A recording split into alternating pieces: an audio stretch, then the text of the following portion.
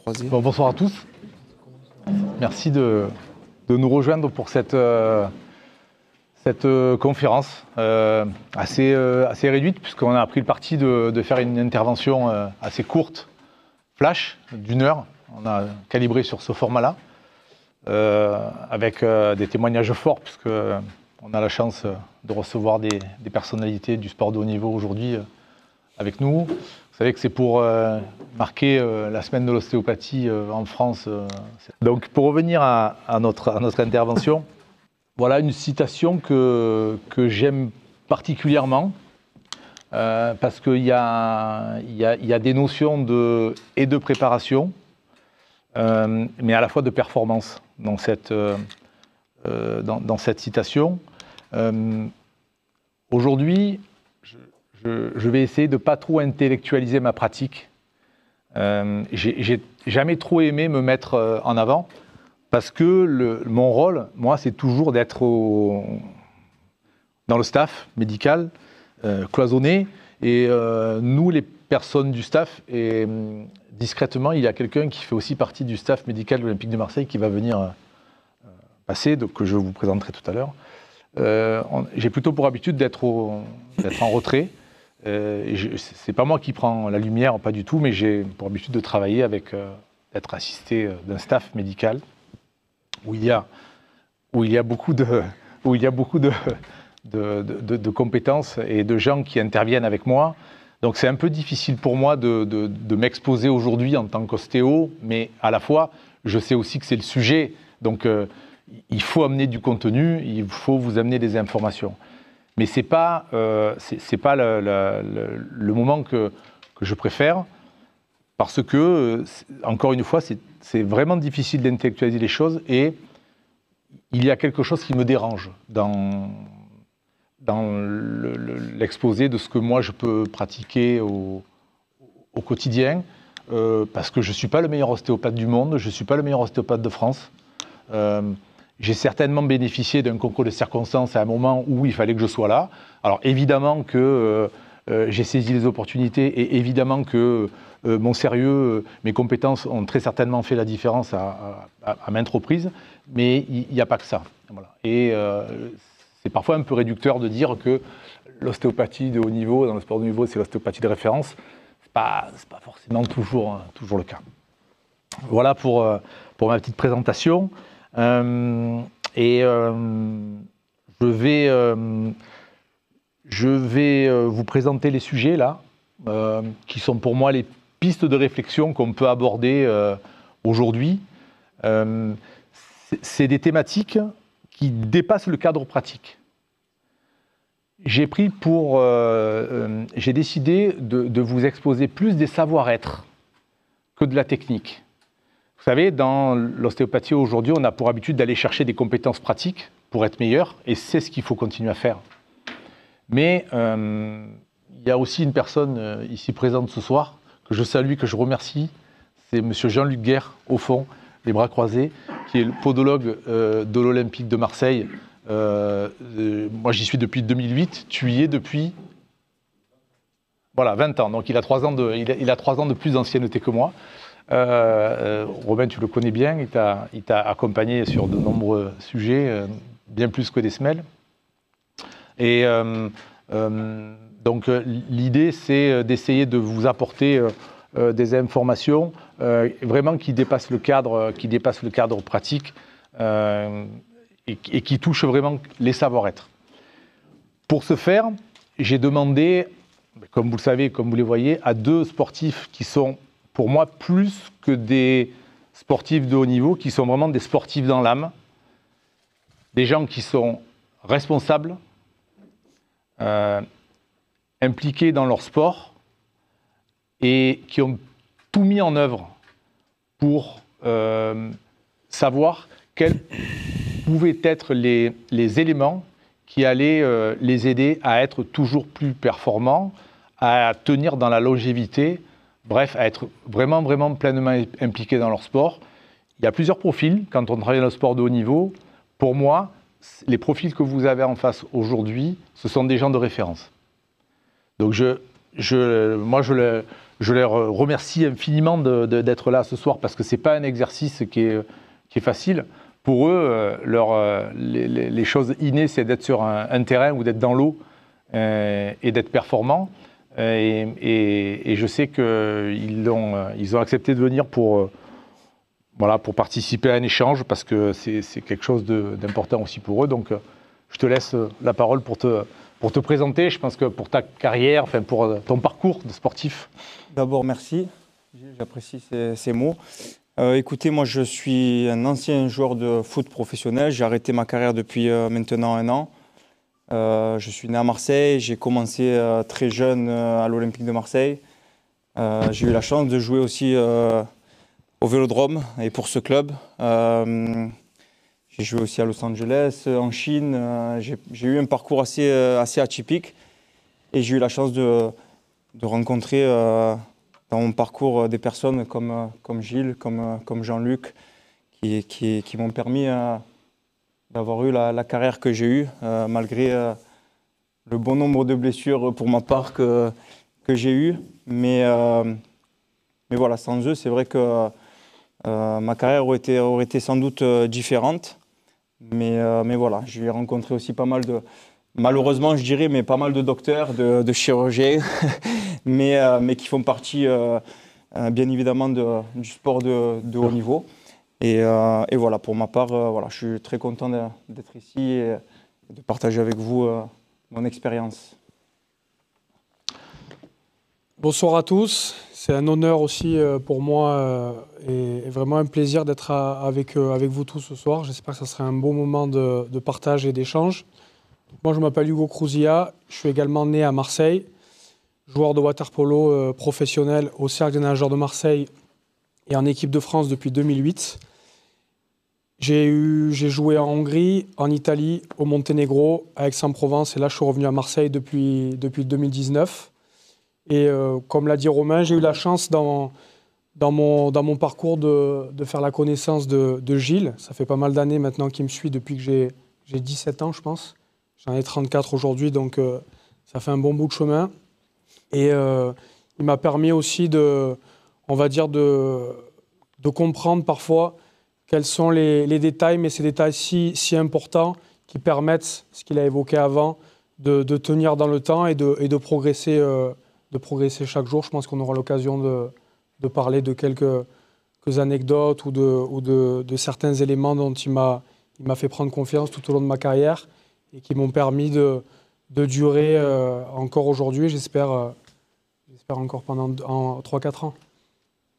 Voilà. Merci en tout cas. Avec plaisir. Alors pour aborder la première thématique, chaque thématique, on va aussi demander à nos intervenants d'exposer leur point de vue et leur avis. L'ostéopathie dans un collectif et l'importance de l'intégration, c'est quand vous êtes en immersion dans le sport de haut niveau, il y a des aspects relationnels qu'on oublie toujours, il y a des aspects hiérarchiques auxquels on ne peut pas vraiment penser, mais qui font partie du contexte et auxquels on est vraiment obligé d'adhérer.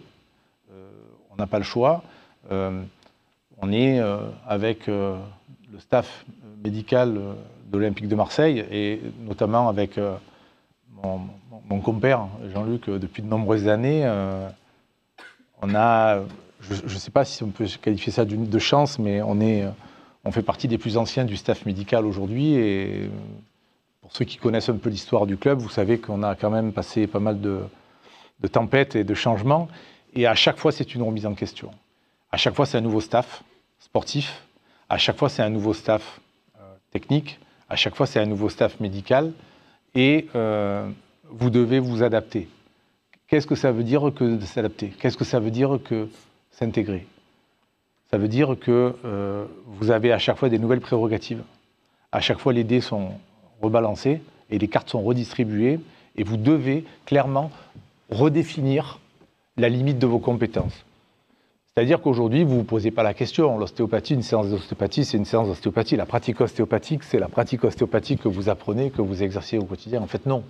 Ça dépasse ce cadre-là, parce qu'en fait, ce n'est pas vous, en tout cas, qui définissez la totalité de vos limites.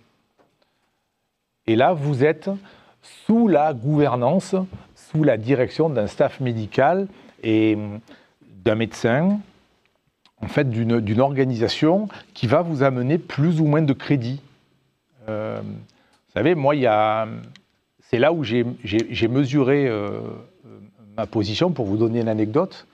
Mais ma première année, on est en stage de préparation et il y a un joueur qui revient de blessure et il y a alors une réorganisation, un nouveau staff. Et juste avant le match, il va rentrer, ça se fait très rarement quand même, hein, et il me demande de le traiter pour un truc. Donc il y a le médecin, il y a l'entraîneur qui passe, il voit que je le traite, etc.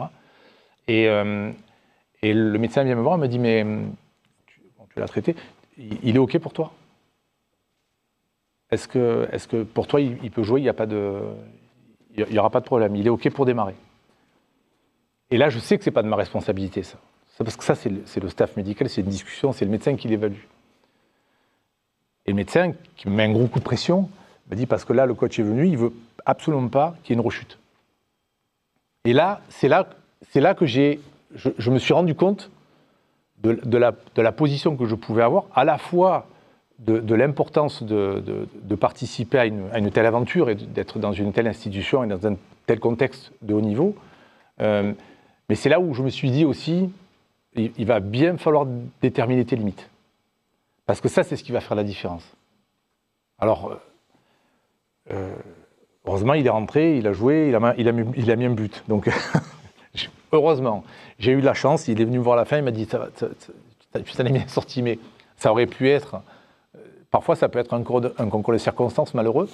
Donc, c'est la raison pour laquelle il faut vraiment bien définir la limite de ses compétences et il faut savoir ce que vous faites. Il faut bien l'évaluer, il faut bien le noter et il faut savoir qu'à chaque fois que vous allez faire des interventions, vous avez un reporting, vous avez un feedback à faire. Parce que vous êtes un maillon du staff médical. Et moi, c'est ce que je dis toujours. Moi, ce que je peux apporter à un sportif comme eux, c'est pas grand-chose. Ça va être 2%. 1,5%. Sauf que dans une carrière comme la leur, avec les sollicitations mécaniques, psychologiques, biomécaniques, articulaires, tout ce que vous pouvez connaître à ce niveau-là, peut-être que le 1,5%, plus le 1,5% que va apporter le podologue, plus les gros pourcentages que vont apporter les kinés, l'expertise du doc et tout ce que mettent en place les joueurs eux-mêmes, qui sont comme eux des joueurs responsables, qui ont des préparateurs physiques, qui se posent toujours la question de savoir qu'est-ce que je vais faire pour améliorer mon niveau de performance, qu'est-ce que je vais faire pour être plus en forme. On va y revenir, on va aborder ces sujets-là. Et tout ça fait qu'à la fin, peut-être que sur une carrière, ça fait la différence.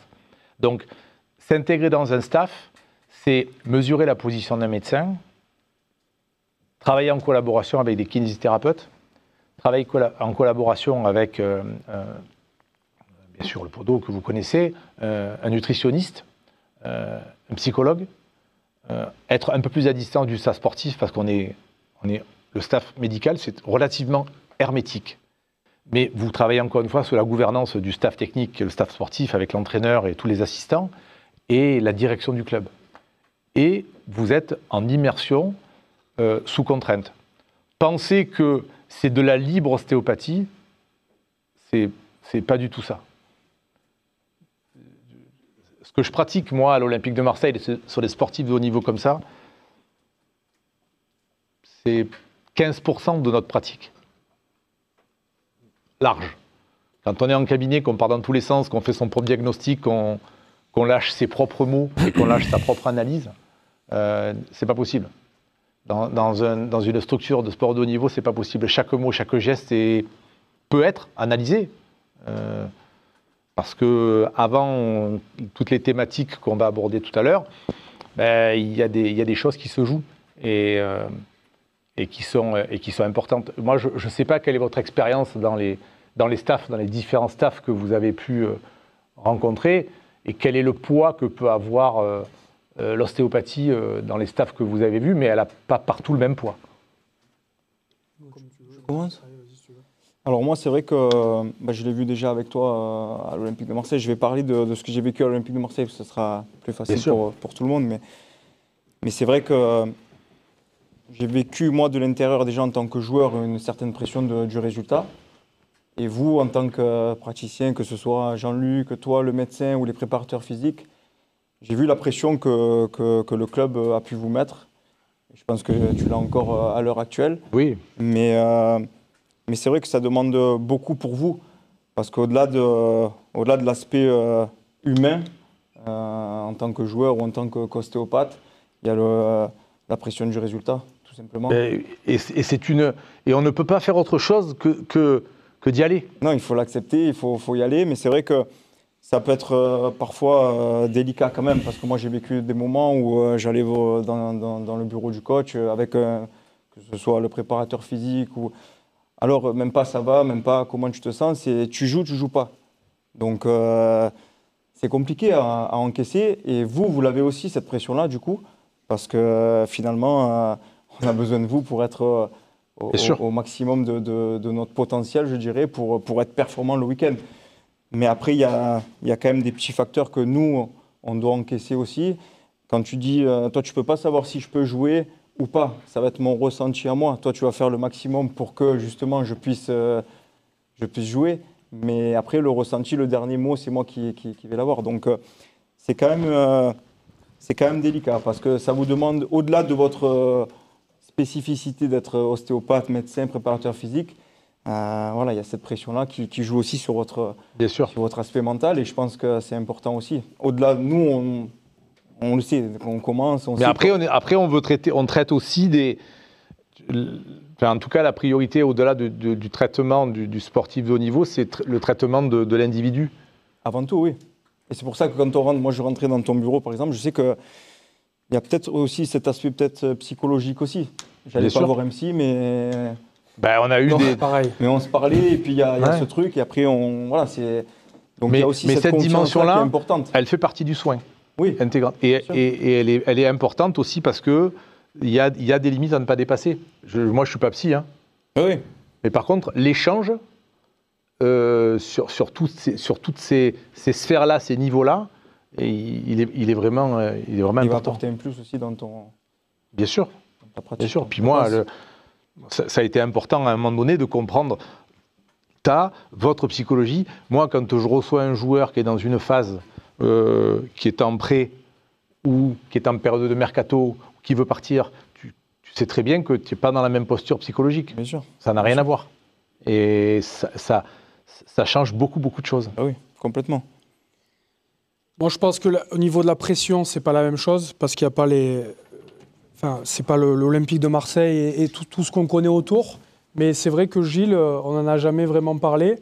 Alors, nous, au Cercle des nageurs de Marseille, on a un staff aussi, comme à l'OM, qui contient un médecin, un ostéopathe, etc.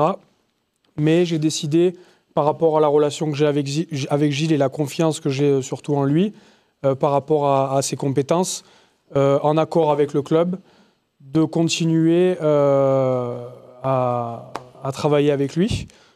Mais c'est un peu la même chose, c'est-à-dire qu'une fois qu'il m'a ausculté, il doit faire un retour au club et aux médecins pour savoir un petit peu qu'est-ce qu'il faudrait mettre en place, ou avec le préparateur physique, ou avec les kinés par rapport aux pathologies que je peux avoir, le match qui arrive ou pas, l'importance du match, les blessures, est-ce qu'il peut jouer, est-ce qu'il ne peut pas jouer.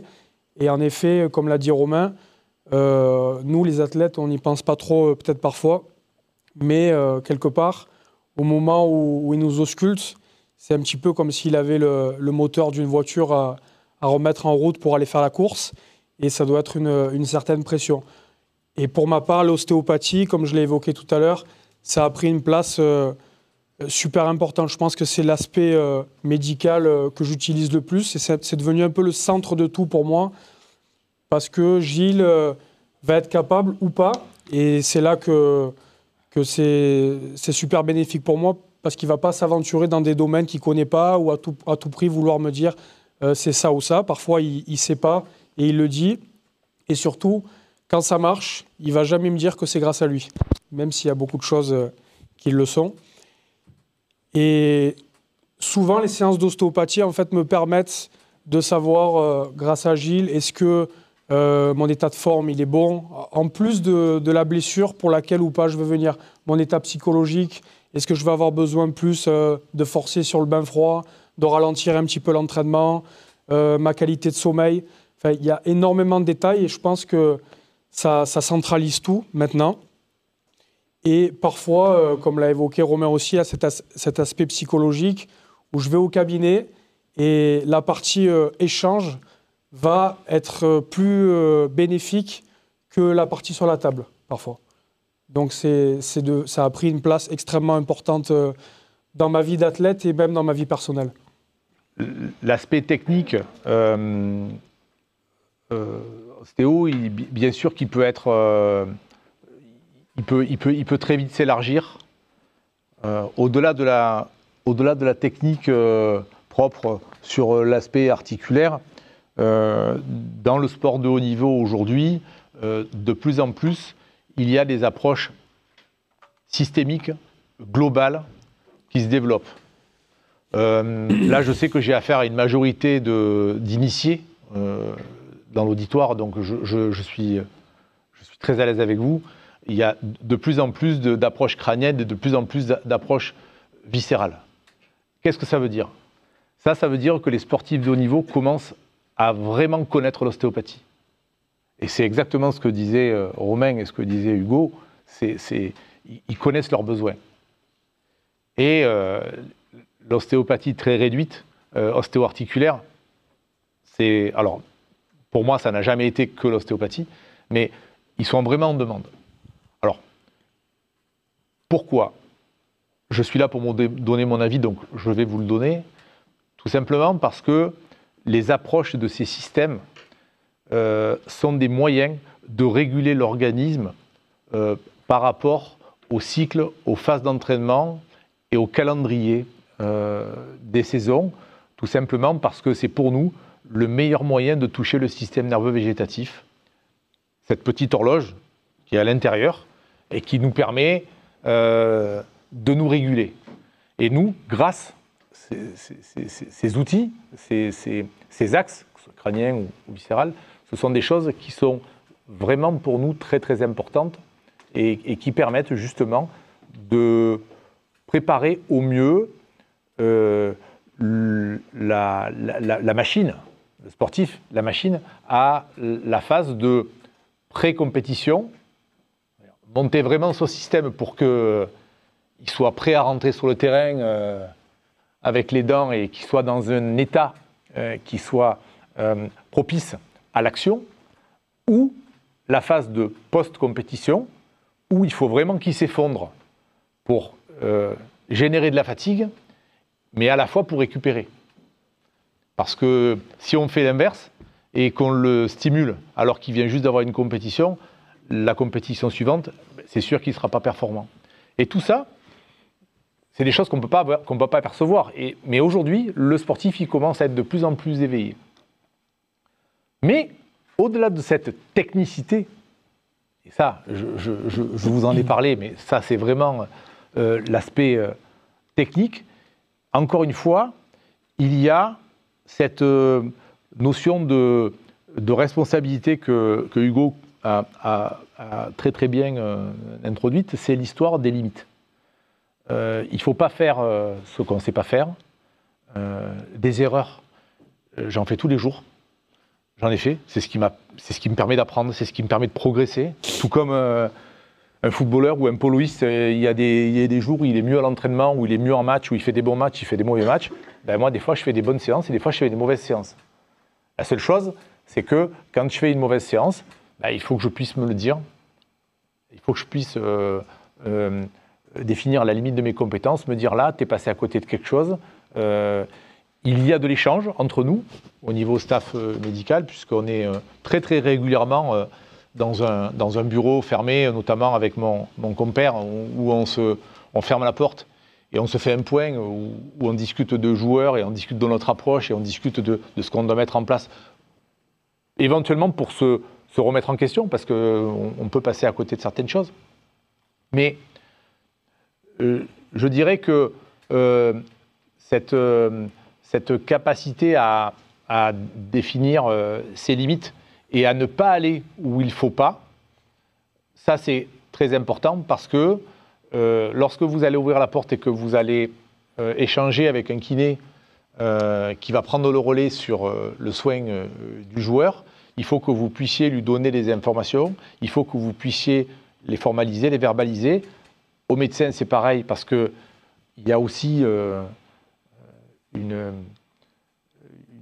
communauté environnante au football, notamment par les agents et par tout ce système-là, qui ont besoin aussi de recevoir des informations. Et ça, c'est des informations qui sortent la plupart du temps du circuit du club, mais la formalisation de ce que vous faites, et c'est pour ça qu'on ne peut pas faire n'importe quoi, parce que ce que vous faites, il faut que vous puissiez l'expliquer. Et dans ces histoires de savoir-être, il faut que vous puissiez expliquer ce que vous faites à votre staff, parce que vous travaillez en immersion avec lui. Mais aujourd'hui, pour moi, avec le petit recul que j'ai, c'est davantage expliquer à eux. Le bon traitement, il va être réussi à partir du moment où vous avez réussi à faire comprendre à votre patient, à votre sportif, au footballeur, au poloiste, ce que vous essayez de mettre en place. Parce que là, vous l'éduquez. Il ne faut pas oublier que vous avez affaire la plupart du temps, je suis arrivé en 2008, tu es revenu à l'Olympique de Marseille en 2014, tu avais quel âge? 4. Tu étais jeune. Et c'était, pas que par moi bien sûr, mais c'était important de participer à ton apprentissage de vie de sportif. En tout cas, moi, c'est comme ça que je le conçois. C'est-à-dire que les informations, moi, ce que je vais essayer de réaliser, c'est pour te permettre de mieux connaître ton corps.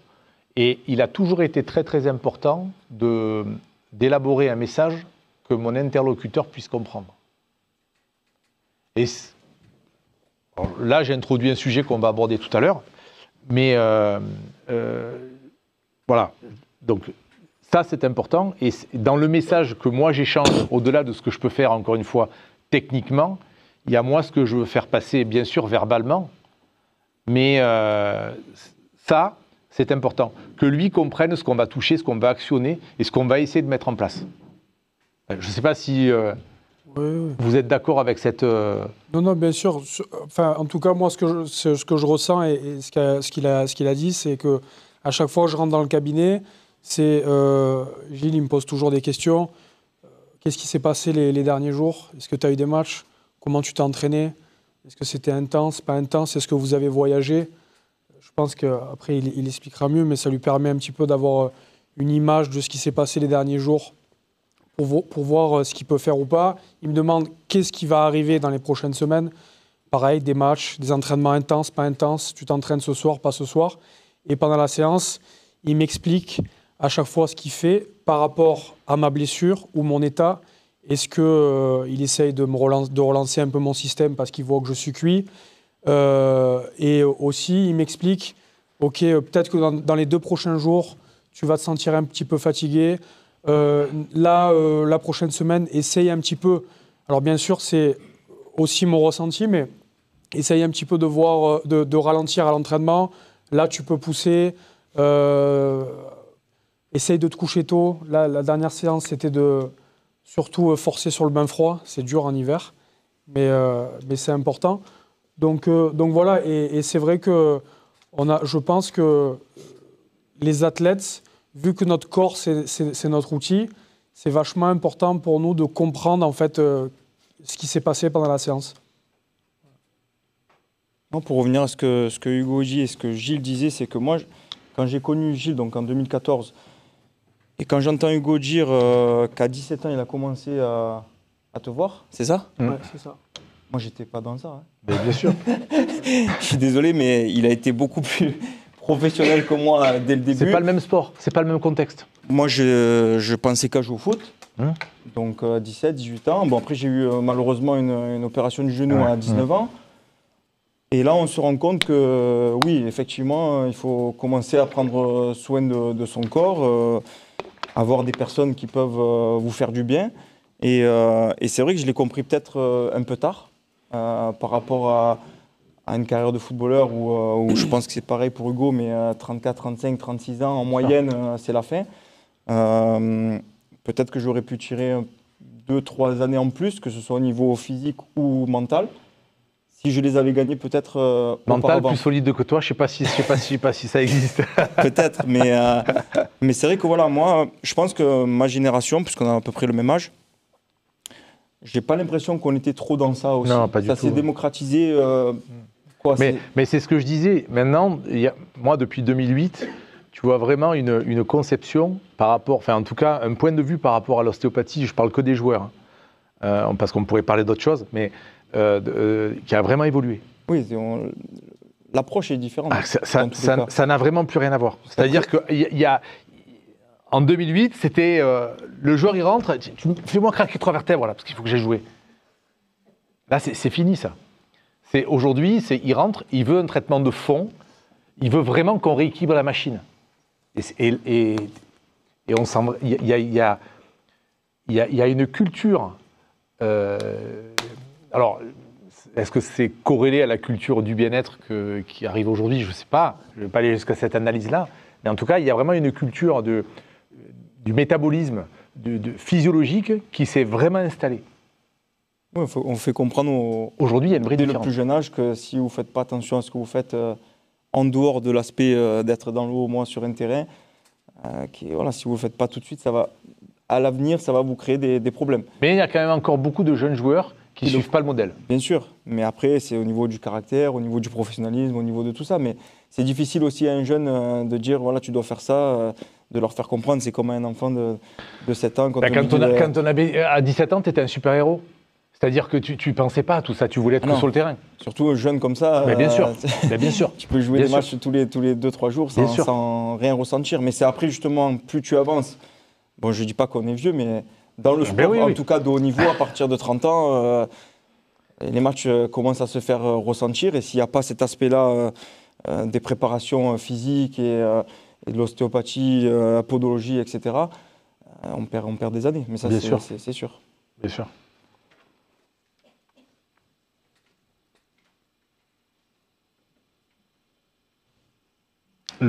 Justement, j'ai un peu abordé le sujet. C'est le rapport de confiance. Comment je pourrais interpréter ça pour vous? Alors j'essaie toujours d'adapter parce que je sais que là en face j'ai une communauté d'initiés, donc je vais essayer de obtenir le consentement. Peut-être que ça vous parle plus. Voilà. C'est-à-dire que vous allez produire un traitement. Et il faut que, bien sûr, la personne sur qui vous allez adresser ce traitement soit OK, soit ouvert, soit disposé à le recevoir, et soit dans une situation, en tout cas propice à l'échange, et qui vous donne les bonnes informations. Et ce rapport de confiance-là, il faut le construire. Et c'est exactement ce que je disais, c'est-à-dire que si on n'explique pas ce qu'on fait, et que ça se ressent. C'est difficile parce qu'il faut avoir quand même une certaine retenue, une certaine prudence dans votre discours. C'est pas de la magie qu'on fait. Il y a des choses, on connaît la portée des techniques que l'on fait, mais à la fois, dans son analyse, il faut être mesuré.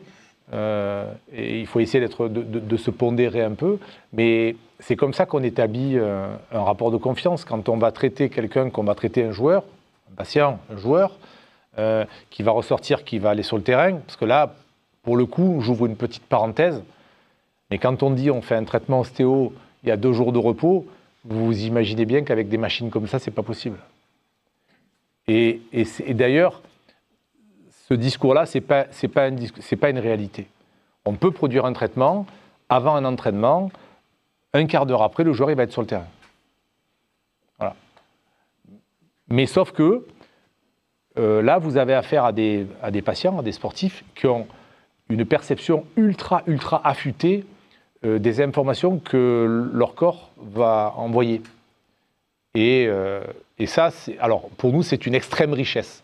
Parce que ça veut dire que ce que vous allez supposer, eux, ils l'ont déjà ressenti. Voilà. Avant même que vous puissiez l'envisager, ils le ressentent déjà. Donc, et c'est là où il faut être effectivement raisonné, réfléchi, qu'il faut analyser votre traitement, votre discours, la portée de ce que vous allez faire. Alors bien sûr, oui, ça fait 30 ans que je travaille, donc j'ai une petite expérience et j'arrive à mesurer peut-être un peu mieux, très certainement, oui. Mais les erreurs, j'en fais encore, largement. Mais par contre, si on dit que ça se produit, et que ça se produit, ben c'est très bien, mais par contre, on a le droit de se tromper. On a le droit de se tromper, si on le reconnaît. On a le droit d'avoir un discours libre, complètement transparent, et de se dire, la prochaine fois où le joueur vient, ben voilà, là, ça, j'aurais dû le faire, je ne l'ai pas fait la dernière fois. Et tout à fait bizarrement, j'attends votre point de vue, mais peut-être que ça fait partie de ce qui va créer le rapport de confiance. Parce que je ne suis pas un surdoué, je travaille pour eux, dans le même sens, mais à un moment donné, reconnaître que le traitement il n'a pas été complètement adapté et qu'on aurait pu faire mieux, c'est aussi leur apporter la solution de se dire, ben, ils me disent qu'effectivement j'ai ressenti, parce que j'ai ressenti que ça n'a pas été parfait, et là ils me le disent. Je ne sais pas ce que vous en pensez, mais... Non, moi c'est vrai que par rapport à ça, j'ai l'impression qu'on a tendance à, je vais dire, des personnes lambda, quand ils vont voir un praticien comme tu peux l'être, ils veulent que tout de suite il y ait une différence. Alors moi je ne le vois pas comme ça. C'est pas comme ça que ça se passe. C'est plus le suivi justement qui va faire que, avec 5, 6, 10 séances, qui vont te permettre de moins ressentir, j'en sais rien, l'épaule, le genou, etc. Et donc cet aspect de confiance, il se fait au fur et à mesure, nous, de la saison, puisqu'on te voit une fois par semaine. Enfin, en général, on te voit une fois par semaine. Et pour aller à l'opposé de ça, tu as des joueurs qui ne viennent pas te voir. Ah oui, bien sûr. Qui ont, bien sûr. Qui n'ont pas cette sensation-là. Non, bien sûr. En enlevant ring à ton... Oui, non, mais... À ta pratique, bien sûr. Mais, tu vois, dans un club, il y a des joueurs qui vont... Absolument. Savent que tu viennes le jeudi, ils prennent la douche, ils sont bons. Oui. Nous, moi, je sais que j'attendais que ça, tu vois. Enfin, Gilles, il vient quand, jeudi, c'est bon, on vient te voir un quart d'heure, et tu vois. Donc, cet aspect de confiance, il se fait aussi comme ça, au fur et à mesure, avec une semaine, 2 semaines, 3 semaines. Et voilà. Et pour revenir aussi à ce que disait Hugo, je trouve que ça crée aussi malheureusement des tensions dans les clubs, au fait que y a des joueurs qui ne vont pas forcément t'apprécier, mais qui ont leur ostéo aussi de leur côté, tu comprends? Et Hugo, c'est ce qu'il fait à l'heure actuelle parce qu'il est avec toi et tu le suis depuis qu'il a 17 ans. Donc il y a ce truc qui se crée aussi. Donc la confiance... Alors là, tu abordes un sujet très très intéressant. Mais c'est complexe parce que... Oui et non, parce que moi, au moment où... parce que, pardon, je te coupe, mais tu disais qu'on peut se tromper, il faut le dire, c'est une question d'ego. Dans les vestiaires, nous, il y a des égos. Pour réussir, il faut en avoir. C'est une question de confiance. Toi, tu peux avoir ce truc de dire qu'est-ce que j'ai fait de mal, par exemple, pour que ce joueur ne vienne pas me voir et il préfère un autre ostéo. Alors, je ne sais pas si c'est... je déborde un peu peut-être. Mais pas du tout. Mais pas du tout. Mais tu vois, moi, je sais que, par exemple, la confiance, elle s'est créée mutuellement. Oui. Et voilà. Mais je sais que ça crée aussi des tensions dans les clubs. Mais après, ce que tu abordes, et le sujet qui est très intéressant, c'est que moi, le rapport de confiance, j'arrive pas à l'avoir avec tous les joueurs. Oui, aussi. Mais c'est naturel. C'est-à-dire que j'ai pas à essayer de convaincre qui que ce soit de venir me voir. C'est pas ça mon rôle. Moi, c'est d'être là si on a besoin de moi. C'est juste ça. Et pour encore aller plus loin, je suis dans cette situation-là où je suis étiqueté ostéopathe de référence de l'Olympique de Marseille. Okay. Mais j'ai des joueurs qui, à l'extérieur, vont voir d'autres ostéos. Et moi, ça ne me pose vraiment aucun problème. Mais ça, vraiment pas. Et heureusement, d'ailleurs. À l'époque où on avait un staff médical différent, on savait que on a eu des petits coups de pression sur ces thématiques-là où il fallait aller voir d'autres praticiens pour aller bien, mais c'est pas un coup de pression, c'est C'est juste que si le joueur il trouve son rapport de confiance ailleurs et que pour atteindre son niveau de performance, c'est bien, mais c'est parfait. Mais ça, moi, je l'ai vécu. C'est-à-dire, j'ai vu des joueurs que j'ai vus occasionnellement, mais moi, je suis très transparent par rapport à ça. Je lui dis, mais ton ostéo, qu'est-ce qu'il t'a dit? Et là, on peut échanger. Et moi, je rends service quand je peux rendre service. Et puis, le suivi de fond, s'il est fait par quelqu'un d'autre, il est fait par quelqu'un d'autre. Mais être dans cette position-là, c'est très, très formateur. Parce que, après, je vais laisser la parole à Hugo, mais quand je traite Hugo, les feedbacks que je fais à son club, à son médecin, éventuellement de l'équipe de France, ça, c'est ce que moi, en tant que faisant partie d'un staff médical de l'Olympique de Marseille, nous, c'est ce qu'on entend en interne. C'est-à-dire que quand un joueur va voir quelqu'un d'autre à l'extérieur, il faut que cette personne-là vous fasse le retour. Parce que la priorité, c'est pas ma susceptibilité, c'est pas mon caractère, c'est pas mon ego, c'est pas celle non plus de l'autre ostéopathe. Par contre, c'est celle du joueur. Le plus important, moi, que le joueur ait un gros ego, peu importe. Moi, ce que je veux, ce qu'on veut tous d'ailleurs, c'est pour ça qu'on travaille dans ce sens-là, c'est qu'on veut qu'il soit performant sur le terrain, au moment où on l'attend. Et pour cette raison-là, il nous faut les retours.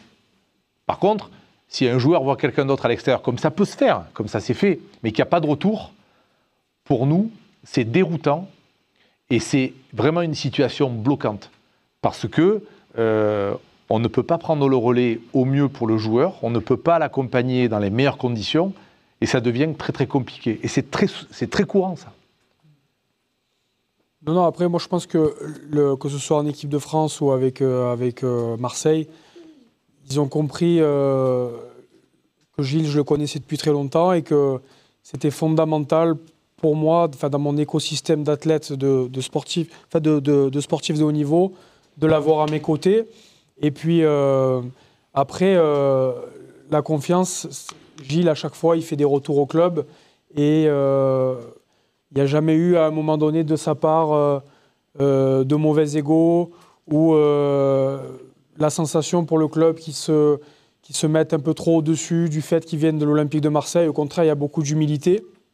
Et c'est ça, je pense, qui fait la différence. Et pour reparler de confiance, dans la médecine, je pense que c'est fondamental. Si on va voir un ostéo et qu'on lui donne son corps et qu'on n'a pas confiance, même si c'est le meilleur ostéo du monde, je pense que le traitement, il ne marchera pas. Et Gilles, aujourd'hui, quand il me donne des conseils et que je les suis, forcément, ça marche parce qu'il est compétent, mais aussi parce que j'ai confiance en lui. Alors là, il y a interagir avec tous les acteurs. Moi, je dirais que pour moi, il y a un thème qui est un peu au centre de tout ça, c'est la gestion des situations de crise. Qu'est-ce que peut être, en tout cas de mon point de vue, une situation de crise? Une situation de crise, c'est la blessure. Voilà. Et je peux vous dire que c'est une vraie situation de crise. C'est-à-dire que c'est inutile de vous rappeler le contexte quand même du sport de haut niveau. Alors c'est un peu moins le cas au water-polo parce que les enjeux financiers ils sont moins lourds, mais au centre des préoccupations, il y a quand même la santé de l'individu. Donc c'est une situation de crise pour l'individu, pour le joueur, pour le sportif, mais ça devient une situation de crise pour le club. Et là, eh bien, en fait, c'est la question du diagnostic qui se pose. Et là, ça peut très très vite partir dans tous les sens si vous n'avez pas chaque interlocuteur qui constitue le staff médical qui ne reste pas à sa place. Et ça, c'est une richesse absolue d'avoir une équipe qui est bien organisée, d'avoir une équipe qui est bien cadrée, à la tête de laquelle vous avez un médecin-chef toujours, avec un médecin assistant, avec une armée de kinés, un ostéopathe, un podologue, encore une fois, comme je vous l'ai dit, ça, ce sont les opérationnels. Mais quand vous avez des gens qui mettent tout leur savoir pour essayer d'être le plus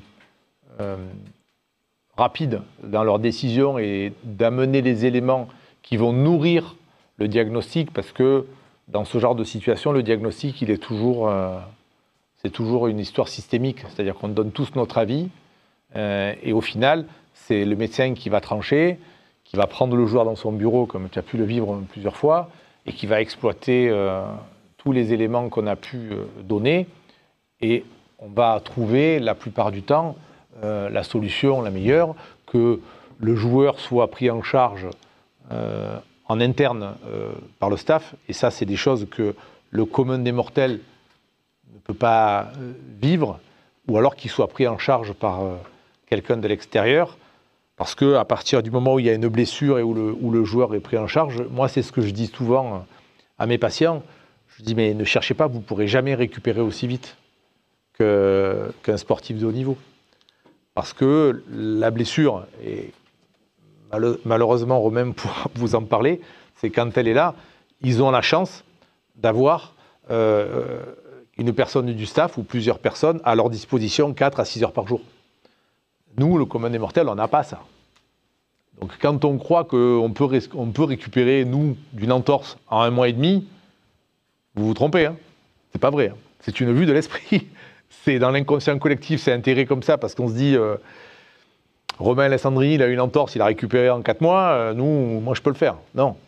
On n'a pas les mêmes moyens. C'est ça la particularité d'être travaillé dans un staff de haut niveau, c'est que vous connaissez les process, et que les process à l'extérieur, malheureusement, on ne peut pas les mettre en place. C'est pas possible. Vous ne pouvez pas obtenir, malgré tout le respect que je peux avoir pour tous les kinés libéraux de Marseille, vous ne pouvez absolument pas obtenir la même chose d'un kiné libéral que ce qu'on peut mettre en place dans un staff de haut niveau. Et ça, c'est cette interaction au final avec tous les acteurs qui va nous permettre de modéliser le traitement qui sera le plus adapté à cette blessure, à cette situation de crise. Mais attention, cette situation de crise, elle est compliquée parce qu'il y a le comportement à avoir. Et là, pour reparler des savoir-être et de ce que je prône, hein, avec Jean-Luc, on échange beaucoup sur ces sujets-là de savoir-être, mais cette question de posture, de comportement, lorsqu'on a affaire à un joueur qui est en détresse, parce qu'un joueur qui est blessé, c'est un joueur qui est en détresse, vraiment. Peu importe les notions de contrat, peu importe tout ce qui se passe, un joueur qui est blessé, qui perd son intégrité physique, un sportif de haut niveau qui perd son intégrité physique, ça devient un faux bancage. C'est parfois incontrôlable. Sauf qu'il faut avoir la bonne posture. Parce que quand vous recevez quelqu'un comme ça en face de vous, on peut se tromper bien sûr, mais il faut que vous arriviez à avoir la posture suffisante pour lui dire on ne sait pas ce que tu as encore. On va chercher, on va trouver et on va adapter le traitement. Mais qu'est-ce que j'ai? Combien de temps ça va mettre? Première question. Combien de temps ça va mettre? Dans combien de temps je peux rejouer? On ne sait pas. Et la pire des catastrophes, la vraie situation de crise qui tourne au carnage, c'est quand il y en a un qui fuite en disant en fait, il peut récupérer dans 1 semaine, alors qu'en fait, il va récupérer que dans 2 mois. Et ça, c'est la pire des catastrophes. Ça part dans tous les sens. Le joueur, rapport de confiance, terminé. Et quand le joueur perd le rapport de confiance, alors avec un ostéo à la limite, pas très grave, parce qu'on est un petit truc, mais s'il perd le rapport de confiance avec le staff médical dans son ensemble, là, ça commence à devenir très, très, très compliqué. Parce que on est quand même... le staff médical est largement corrélé à la performance, à l'accompagnement du joueur. Donc s'il y a un écart à ce niveau-là, de suite, ça va être vraiment quelque chose de très, très dur à remettre en place. Donc je ne sais pas comment vous percevez... Niveau blessure, comme a pu avoir Romain, moi, j'ai pas de... Tant mieux pour moi. Je n'ai pas d'exemple à vous donner, donc je vais laisser plus parler au water polo. C'est vrai, comme on est dans l'eau et pas sur la terre, les chocs peuvent être moins violents, c'est plus des blessures superficielles. Avec la chose la plus grave que j'ai eue, mais ça n'a rien à voir avec l'ostéopathie, c'est que j'ai eu l'intérieur de l'œil coupé, mais des blessures qui m'ont éloigné vraiment, comme ça a été le cas de Romain, et qui touchent l'ostéopathie. Voilà, j'ai des problèmes de mobilité de hanche sur lesquels j'essaie de travailler avec des routines ou d'épaule. Je pense que Gilles saura mieux en parler que moi, mais les témoignages de Romain, à mon avis, seront plus intéressants. Oui. Moi, j'ai eu la malchance, bien évidemment, d'avoir plusieurs opérations. 3 au genou, une pubalgie, j'ai eu une fissure de la peau névrose plantaire, la cheville, ligament de la cheville. Donc, j'ai eu pas mal de grosses blessures. C'est Gilles Reboul, Reboul, ouais. La pubalgie, ouais. C'est un collaborateur de Gilles Reboul. Il y a 4 ans de ça. Docteur Van Bruges, qui est un grand expert en médecine viscérale et en pubalgie. Voilà, pour le présenter. Merci d'être là. Et pour revenir à ce sujet-là, c'est vrai que je voulais te le dire en plus. J'étais en Chine, donc j'ai joué 10 matchs avec la douleur. Donc c'est costaud, quoi. Franchement, c'est une question que j'allais poser. Intense. Ouais. Voilà, entraînement, match. Mais après, en Chine, par exemple, il n'y a pas ce côté. Je sais, quand tu revenais, on en parlait, ouais, beaucoup. C'est pour ça qu'à chaque fois, je revenais te voir. Il n'y a pas cet aspect-là là-bas, donc ils ne veulent pas aller dans ce sens-là. Donc peut-être que j'aurais soulagé en étant en France ou du moins en Europe. Peut-être, je ne sais pas, mais j'y pense quand même. J'aurais peut-être été soulagé. Mais il s'avère que je jouais. Et aux États-Unis, c'était différent la prise en charge? Aux États-Unis, c'était encore autre chose. Il y avait quand même plus de praticiens. C'était totalement différent. D'ailleurs, je me suis fait opérer la 3e fois là-bas.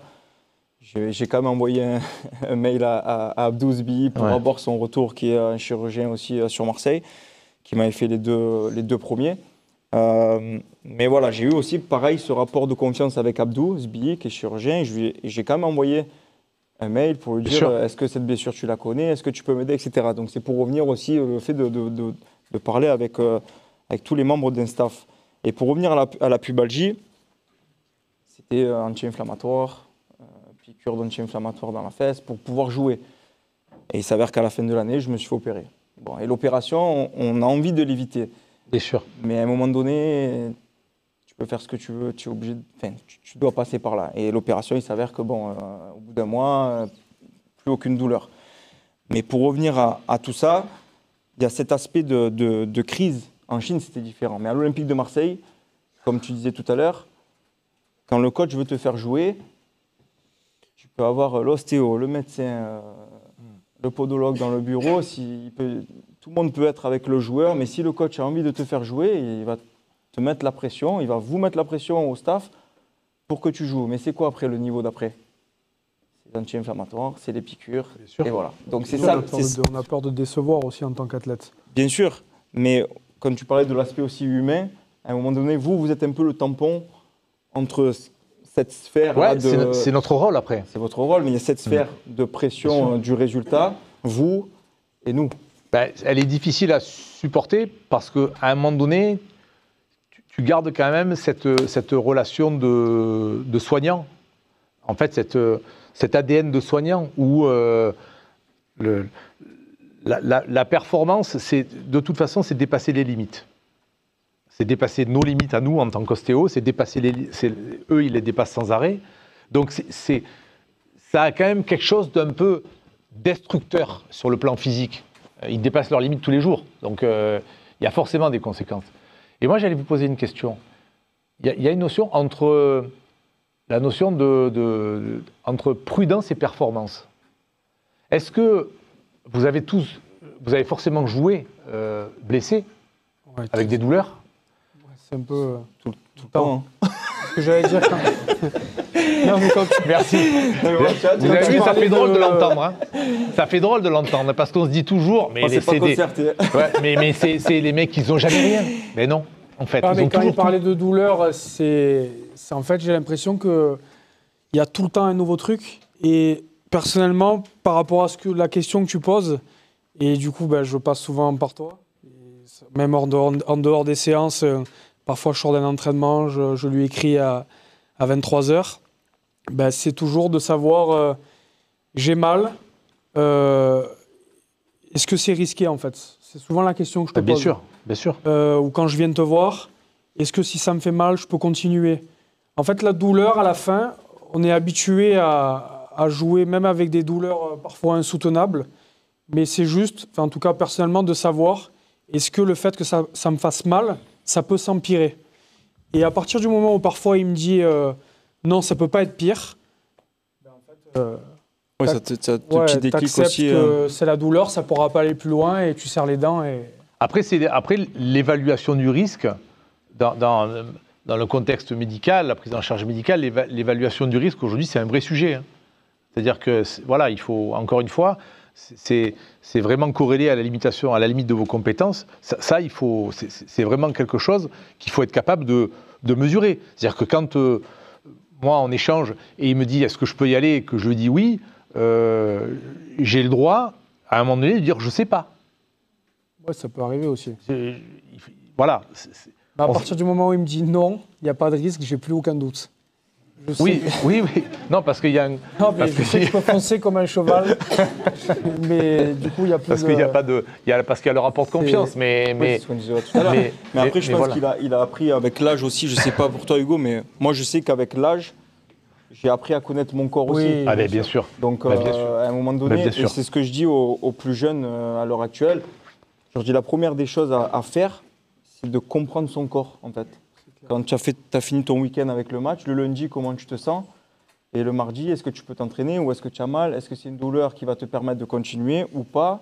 Est-ce que ça peut être plus grave? Et je pense que toi, en connaissant ton corps plus le retour de Gilles aussi, ben, après tu y vas, quoi.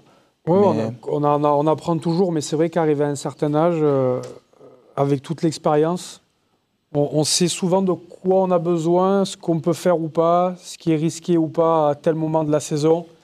C'est vrai que c'est un réel atout après pour sa carrière, pour le quotidien. Mais les douleurs, c'est en permanence. Et je trouve que, je ne sais pas pour toi, mais le pire, ce n'est pas les douleurs pendant l'entraînement, c'est les douleurs que tu vas avoir la nuit, au quotidien. En fait, je trouve que c'est le plus dur personnellement à gérer. En fait. Ah bah oui, parce que tu sais que le lendemain, quand tu vas aller à l'entraînement, tu vas devoir dealer avec ça, quoi. Exactement. Mais ouais, c'est pas facile. D'où l'intérêt de tout mettre en place pour essayer de lisser les effets.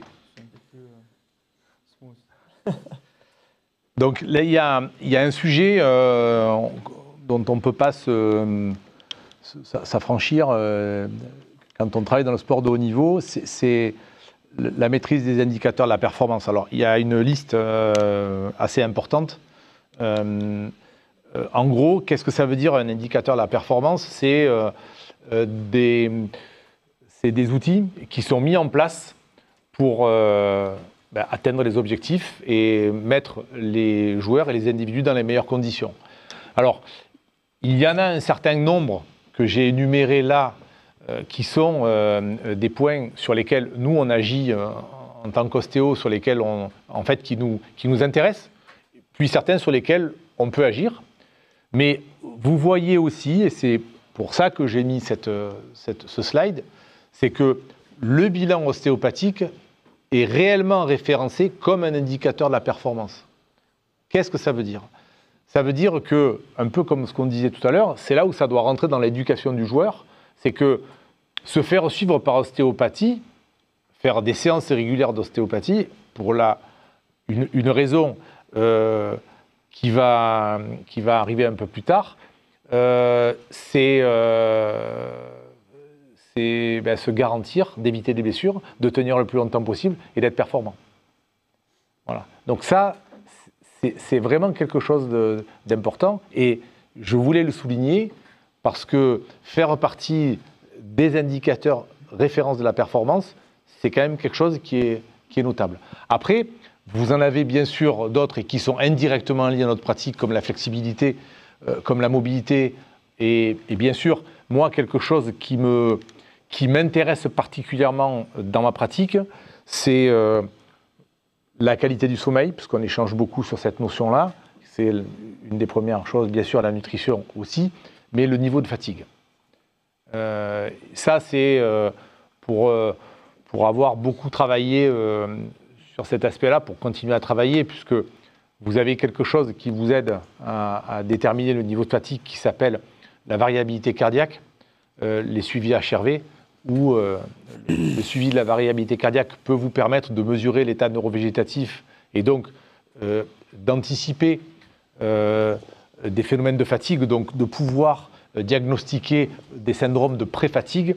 C'est quelque chose de particulièrement intéressant. Donc voilà pour les indicateurs.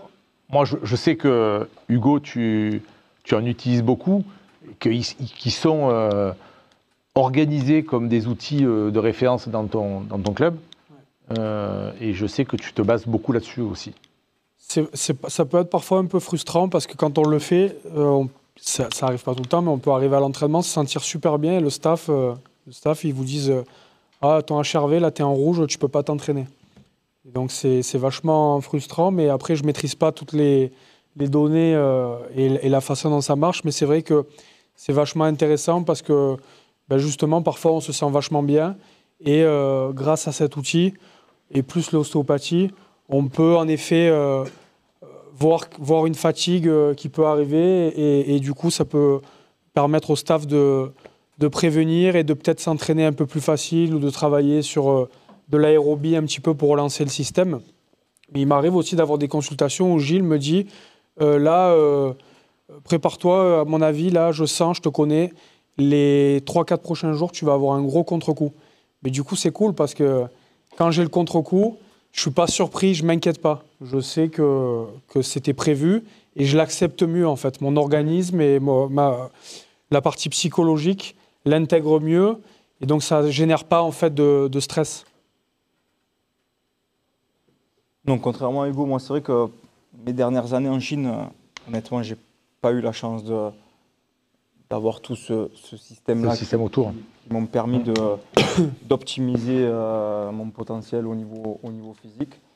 À Los Angeles, c'était différent quand même parce que aux États-Unis, déjà, ils sont quand même très organisés, très dans la nutrition, le sommeil, etc. Donc, on était quand même très encadrés. Mais c'est vrai que moi, je le voyais au quotidien, ça y joue. Et malheureusement, encore une fois, j'en prends conscience, je pense, encore un peu trop tard.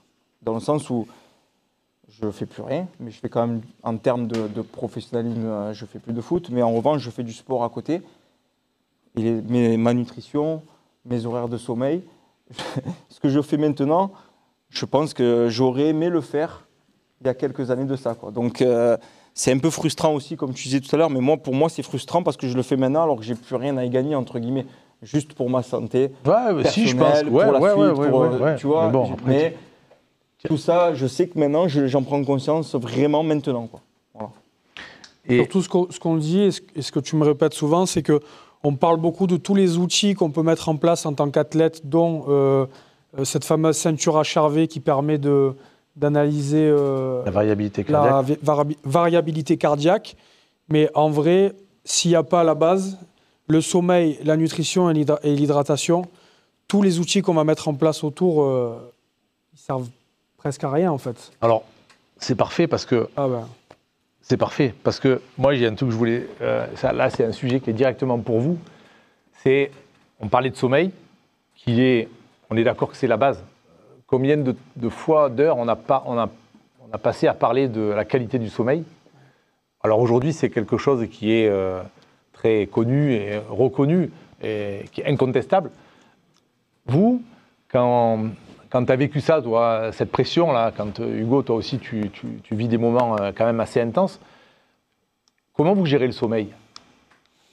Qu'est-ce que vous faites ? Est-ce que vous vous sentez complètement désemparé par rapport à ça ? Parce qu'il y a des moments où les nuits sont difficiles. Alors après, la plus grande pression que j'ai vécue, c'est en effet aux Jeux Olympiques à Paris, mais je pense qu'au foot, c'est encore autre chose.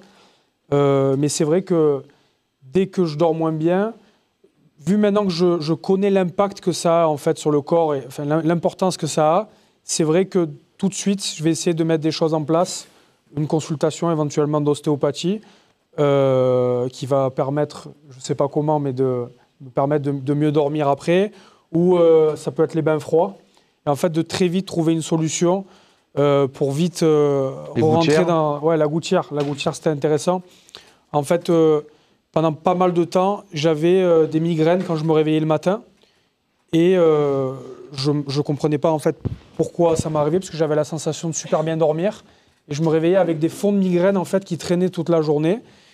Et avec le temps, et grâce à Gilles, on s'est rendu compte que je serrais vachement les dents la nuit, et encore plus, bizarrement, hors des périodes de compétition, parce que c'est là où je faisais plus rien. En fait, j'étais en vacances, mais du coup, mon corps, comme il avait l'habitude de se dépenser, il compensait. Je vous l'explique, mais c'est Gilles qui me l'a appris. Hein, qui compensait en fait en serrant la mâchoire la nuit, et c'est pour ça que j'avais ces espèces de fonds de migraine. Donc c'était déjà désagréable, et en plus, ça me faisait perdre de l'énergie puisque j'avais la sensation de bien dormir, mais j'utilisais beaucoup d'énergie en dormant. Et grâce à la gouttière, ça a été vraiment un changement pour moi, et c'est passé de... Enfin, j'en ai quasiment plus jamais, et je pense que ça a un vrai impact sur ma récupération. Voilà. Moi, je sais que la pression, c'était tous les week-ends. Mais du coup, l'éveil de match a été difficile pour beaucoup de joueurs. Ouais, beaucoup de joueurs qui n'arrivent pas à dormir l'éveil de match. Pas vraiment en termes de pression, parce que c'est de la bonne pression aussi, mais en termes de performance. C'est de se refaire le match, de comment ça va se passer demain, ou des petites blessures qu'on peut avoir, est-ce que ça va aller pendant le match. Donc il y a un tas de choses qui fait que mentalement, pour le sommeil, c'est compliqué à encaisser. Il y a aussi le après-match. Tu le ressentais quand tu dormais mal la veille ? Pas vraiment. Ouais. Pas vraiment. Parce que tu étais sur une notion d'excitation. Voilà, c'est de l'adrénaline. Ouais. Mais par contre, la nuit d'après, je ne dormais pas aussi. Parce qu'il y a l'adrénaline qui redescendait. Et l'après-match, tu pouvais faire ce que tu voulais. Impossible l'après-match. C'est une question que je voulais poser, de savoir si c'était la même chose. Ouais. Impossible de dormir avant 2h, 2h30 du matin. Même large, après les matchs. Mais là, c'est là où d'ailleurs se pose le problème. C'est que là, quand tu es dans des phases comme ça, imaginons qu'on est dans des phases où le calendrier est ultra chargé, comme Hugo en Coupe d'Europe avec les matchs de Championnat de France plus la Coupe d'Europe, ou avec, dans le foot avec les calendriers qui sont surchargés. Quand tu as 3 matchs par semaine, que tu dors pas la veille, que tu dors pas après le match, et que tu as 3 matchs par semaine, ça fait peu de sommeil dans la semaine. Et quand on enchaîne, parce qu'aujourd'hui, il faut savoir un truc, c'est que la moyenne... alors je ne sais pas comment ça se quantifie pour le water-polo, mais la moyenne, selon les postes bien sûr, mais un joueur de foot, il fait à peu près autour de 12 km par match, à peu près. Mais il y a les entraînements. Donc ça fait quand même une belle... Et puis les 12 km, c'est pas en marchant, quoi. Donc ça fait quand même une dépense d'énergie qui est... On ne s'en rend pas compte, mais c'est très très haut. Et quand on a peu de sommeil, on a intérêt, à côté, d'avoir des tas d'outils pour récupérer. Parce que les petits moments de réparation, je dis bien de réparation, parce que là, c'est vraiment de la réparation, ils sont chers, hein, ils sont durs à trouver. Hein. Oui, après, tu oublies de compenser avec des siestes. Ah ouais. Après, c'est ta femme qui est pas contente. Ouais, c'est ça. Donc, c'est assez spécial. Il faut essayer de trouver le moindre petit temps de repos qui peut nous permettre de récupérer au mieux. Mais après, on rentre dans un engrenage aussi où on n'a pas le choix, quoi. Et puis, on avance comme ça, quoi. Mais c'est vrai qu'il y a des joueurs qui trouvent le sommeil plus rapidement que d'autres aussi. Ça dépend du caractère aussi. Moi, j'étais toujours très... Bien sûr. Tu me connais, hein. Voilà, très tendu, très nerveux, etc. Donc, c'est vrai que les après-matchs étaient très difficiles à encaisser, quoi. Voilà. Après les matchs, c'est vraiment... Pour le coup, ça, j'ai jamais trouvé de solution. Si tu as une idée, je sais pas. Non, mais je pense que ça fait partie du contexte. Elle n'existe pas, la solution. Et puis je pense vraiment que c'est métabolique. C'est-à-dire qu'il y a un moment où il y a un niveau d'excitation par tous les moyens. Oui, certainement que chimiquement, le moyen, il existe, mais ce n'est pas le but. C'est bizarre parce que, je ne sais pas toi, mais j'ai la sensation de me sentir mort dans le lit, mais je ne peux pas dormir. Oui, parce que encore une fois, la machine, elle met du temps à se réguler et ça fait partie du contexte. C'est encore une fois là où on parle. Là, ça touche réellement le système nerveux végétatif. C'est-à-dire que tu as un niveau d'excitation qui ne te permet pas d'être dans des rythmes du sommeil. Et là, tu peux faire ce que tu veux, tu ne peux pas le déclencher. Hein. Ça n'est pas possible. Et d'ailleurs, comme tu disais, après, c'est aussi le problème, c'est que tu te retournes vers des trucs qui ne sont pas forcément bons aussi. Bien sûr. Chimiquement, tu disais, les cachets. Moi, je sais qu'à l'époque, à Rennes, je prenais du tétrazépam. Ah ouais. Qui a été enlevé de la. C'était Myolastan. Je prenais ça comme un bonbon. Un bonbon, et là, tu dors. Et le lendemain, tu as les muscles qui sont relâchés, etc. Et tu te dis, non, c'est pas possible. Pourquoi je fais ça alors qu'il y a ça qui me.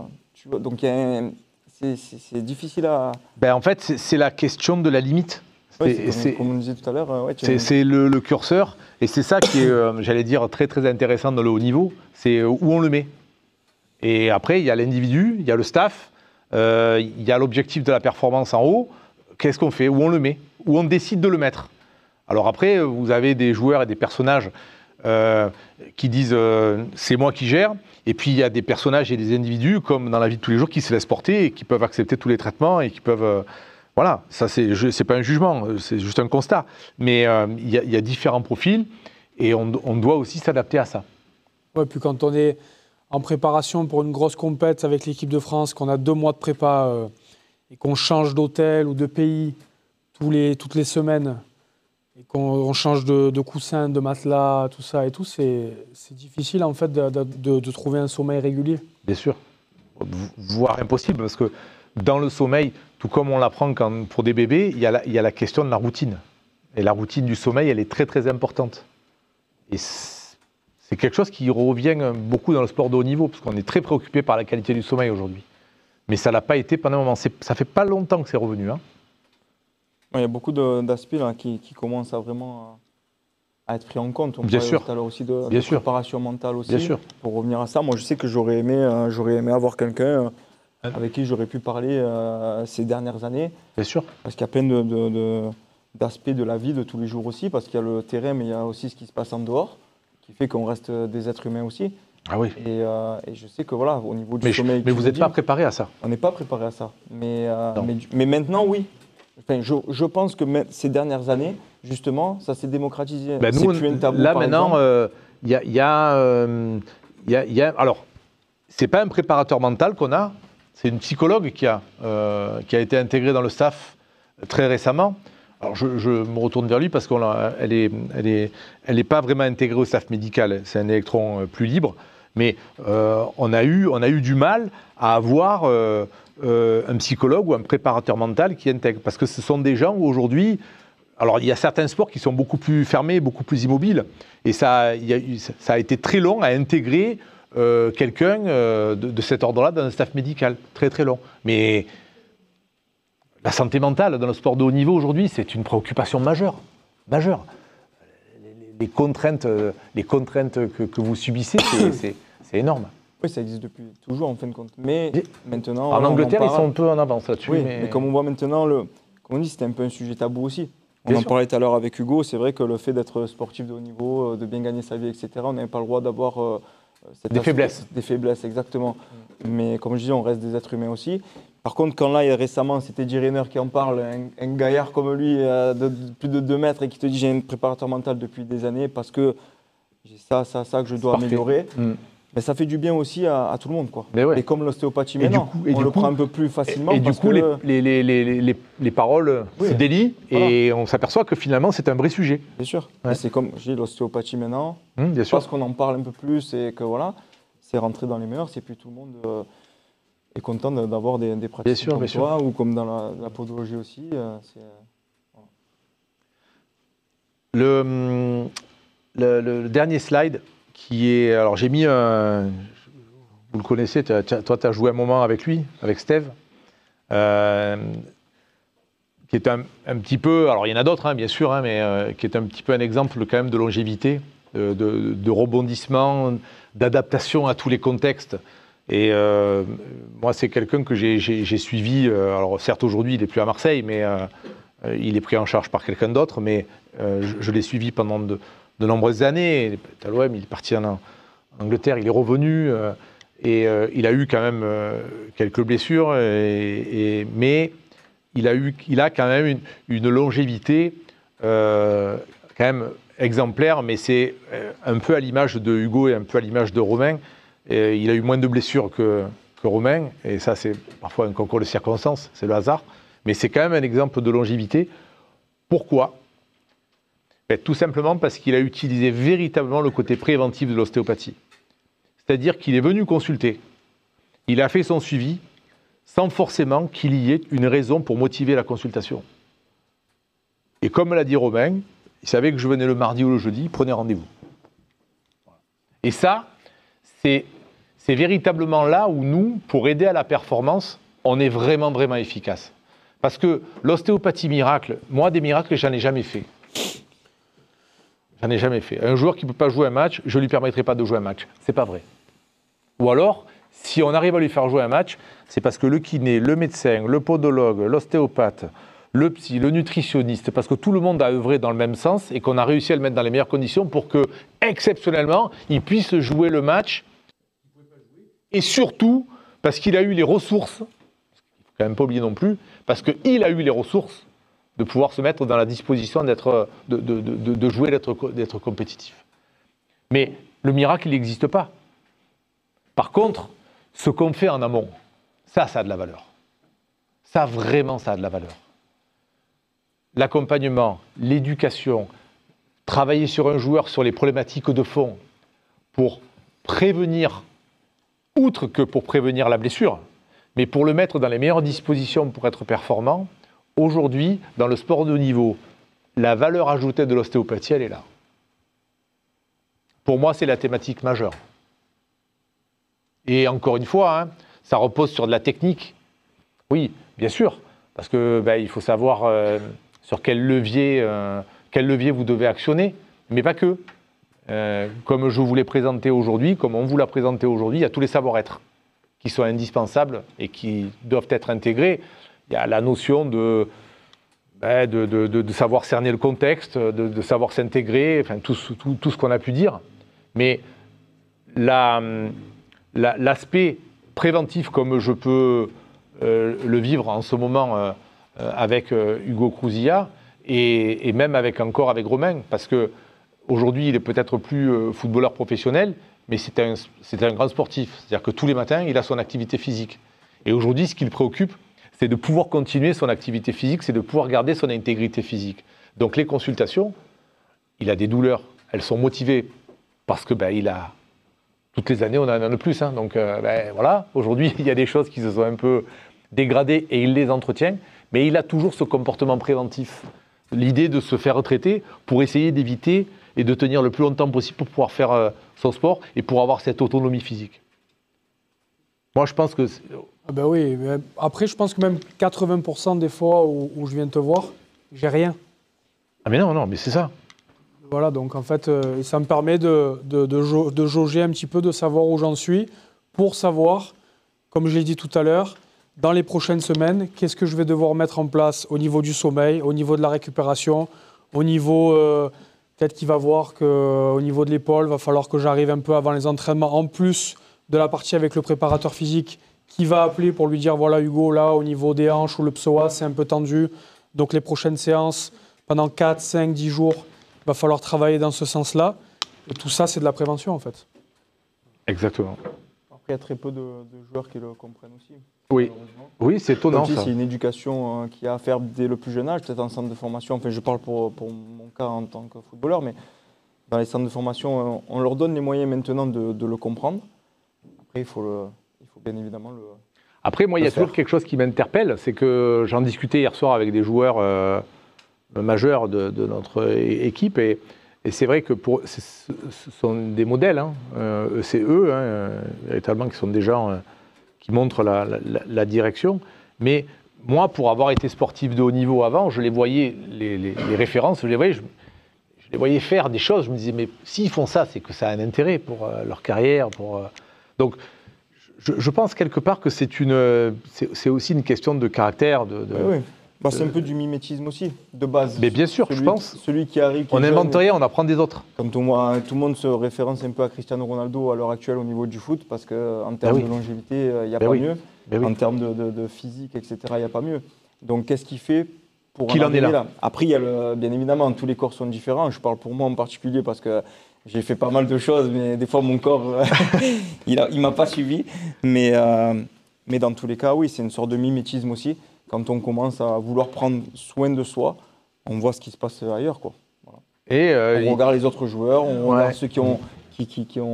Si on a envie d'avoir un parcours comme Indy Hugo, il a envie de continuer 3-4 ans, c'est ce que je lui souhaite. Moi, je sais qu'à un moment donné, physiquement, peut-être que j'aurais pu continuer, mais mentalement, j'y étais plus. Donc, bien sûr. Je sais qu'après, les blessures, elles arrivent aussi. Bien sûr. Avec ça aussi. On est une entité. Hein. On est tous des athlètes. C'est pour ça que j'ai appris aussi, comme je disais tout à l'heure à Hugo, j'ai appris avec les années à respecter tous les athlètes, quels qu'ils soient, dans n'importe quel sport. Parce que je me suis rendu compte qu'en fait, oui, nous, c'était compliqué. Mais dans tous les sports. Bien sûr. Et encore plus eux, parce que je me rends compte même pour les sports de raquettes, par exemple. Je me suis rendu compte parce que je me suis mis à jouer au paddle, comme tu sais. Les épaules, les tendinites au bras. Bien sûr. Et le bas du corps aussi. Donc lui, c'est pareil, les épaules et aussi le bas du corps qui travaille. Donc moi, à la limite, j'avais que la moitié. Pas de la même manière, mais effectivement. C'est encore plus difficile, quoi. Donc... Voilà, si lui, il a compris très tôt qu'il devait faire ça pour se sentir bien, franchement, bravo, parce que c'est pas le cas de tout le monde. Non, c'est ça. C'est pas que ma mentalité, c'est la chance d'avoir pu rencontrer Gilles tôt. Mais pareil, dans notre sport, il y a des trucs dont tu parles, que ce soit la santé mentale ou tout l'écosystème qu'il y a autour d'un sportif de haut niveau. Au water-polo, Gilles est bien placé pour le savoir parce qu'il me suit depuis longtemps. Ça n'a pas toujours été le cas. Et pareil que toi, je me dis parfois, ça, j'aurais aimé le savoir avant. Peut-être que si je l'avais su avant, je me sentirais encore mieux aujourd'hui. Et la prévention, aujourd'hui, c'est la préoccupation de tous. Moi, encore une fois, ce que je vais apporter à un joueur, ça va être du 1,5%. Mais le travail de mon confrère, Jean-Luc Guerre, ici présent, qui confectionne des semelles, qui adapte des chaussures, où il fait un travail de cordonnier, mais vous imaginez même pas ce qu'il est capable de faire, le travail qu'il est capable de produire sur une chaussure. Parce que ses compétences vont bien au-delà de la confection des semelles. Elles sont il est très haut placé en analyse biomécanique, et son travail, lui aussi, et moi, j'ai la chance d'être tombé sur lui à l'Olympique de Marseille. C'est une bénédiction de pouvoir travailler avec un professionnel, avec autant de compétences, autant d'ouverture d'esprit, de remise en question, d'échange. Ça a une valeur énorme. Moi, la progression qui m'a été donnée, les niveaux de progression que j'ai pu passer grâce à lui, parce que sa conception, parce que nos échanges, parce que les situations où j'ai dû m'adapter aux exigences du haut niveau, on s'est adaptés d'ailleurs tous les deux, mais ça m'a permis de passer des caps, et encore aujourd'hui, je le remercie parce que il est exactement dans la philosophie de la prise en charge préventive. C'est-à-dire que lui, son travail, c'est de contenir tous les sportifs sont déséquilibrés pour être performants. Il n'y en a pas un qui est équilibré. Ils sont tous très déséquilibrés. Son travail, lui, c'est d'entretenir, c'est de contenir ce déséquilibre pour continuer à être performant le plus longtemps possible. Et ça, il le fait à merveille. Et je l'en remercie parce que dans cette notion préventive, grâce à lui, je me sens vraiment soutenu. Je me sens vraiment soutenu. C'est pour ça qu'une fois, j'avais un déséquilibre, tu m'avais dit, je me rappelle, tu as un déséquilibre, mais je te le laisse. Tu es mieux comme ça. Exactement. Ça rejoint un peu, je pense, si j'ai bien compris. Exactement. C'est exactement ça. C'est-à-dire que on est tous déséquilibrés. Alors, c'est une conception générale. Ça dépasse même le cadre du sportif de haut niveau. Mais chez eux, c'est encore plus net parce qu'ils sont programmés pour jouer à un poste particulier. C'est-à-dire que tu n'es pas défenseur. Enfin, même si dans ta carrière, on a dû te mettre, on a dû t'essayer, mais t'es pas. Il y a des postes pour lesquels tu es fait. Oui. Et toute leur carrière, ils s'entraînent dans cette direction-là. Donc il y a vraiment des organisations motrices, des profils, des chaînes motrices, des chaînes musculaires qui sont vraiment développées et qui font que, en fait, ce sont des gens déséquilibrés pour être performants. Et ça, c'est vraiment intéressant. Et ça, pour l'aspect préventif, c'est là où vraiment ça prend tout son sens. Le jeu, c'est pas que de les équilibrer. Voilà. Je vous remercie. C'était un plaisir d'échanger avec vous. Merci Hugo. Merci. Merci Romain. J'espère que...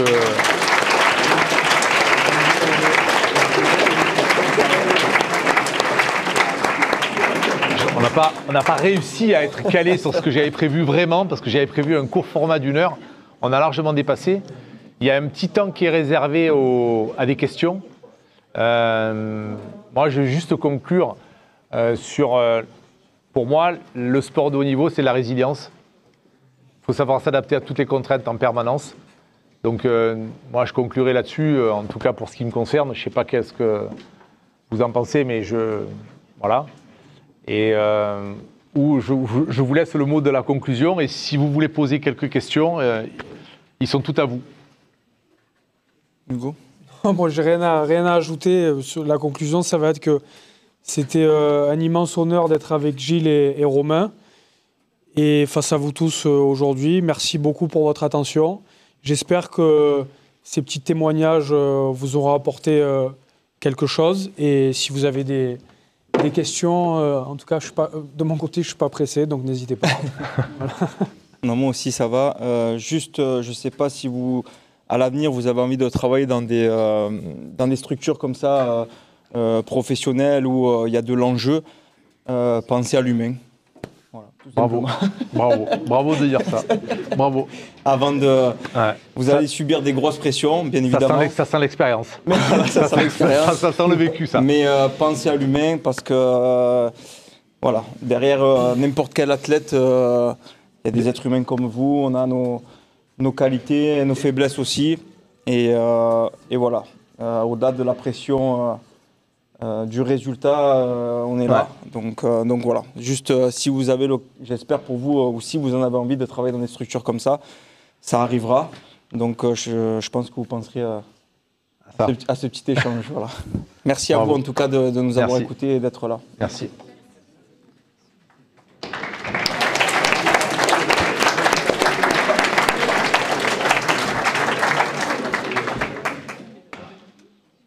Parfois, sur le plan perso, c'est un peu difficile. Après, avec l'âge, j'ai appris un peu plus à m'écouter. Mais c'est vrai que c'est pas facile, c'est une bonne question, de trouver la balance entre se dire « aujourd'hui, je me relâche un peu, mais je fais pas rien non plus ».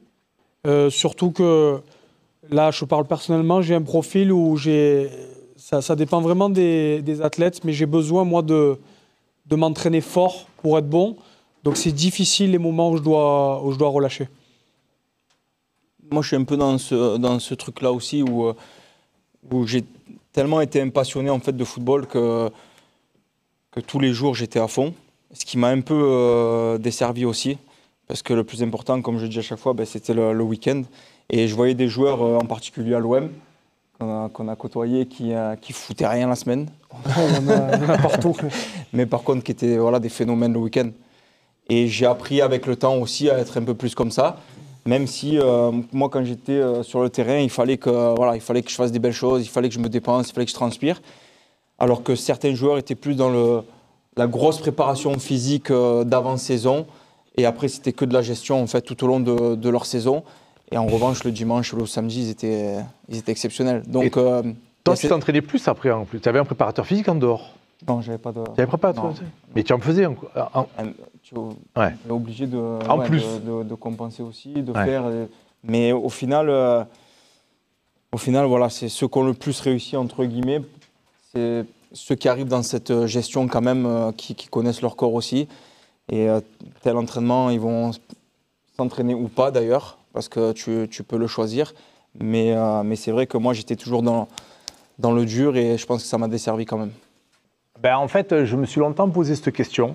C'est-à-dire que je me suis... en fait, la question, elle est, est-ce que le haut niveau, c'est fait pour moi? Est-ce que c'est fait pour que je puisse m'exprimer pleinement? Alors, j'ai la chance d'avoir mon cabinet à côté où, finalement, je vis autre chose. Et je vis la pleine expression de mon activité. Mais en même temps, j'ai toujours aimé être un peu subordonné. Parce que je viens du sport de haut niveau, je viens d'un sport de haut niveau collectif où on est cadré et il faut fonctionner dans le cadre. Il faut répondre aux attentes.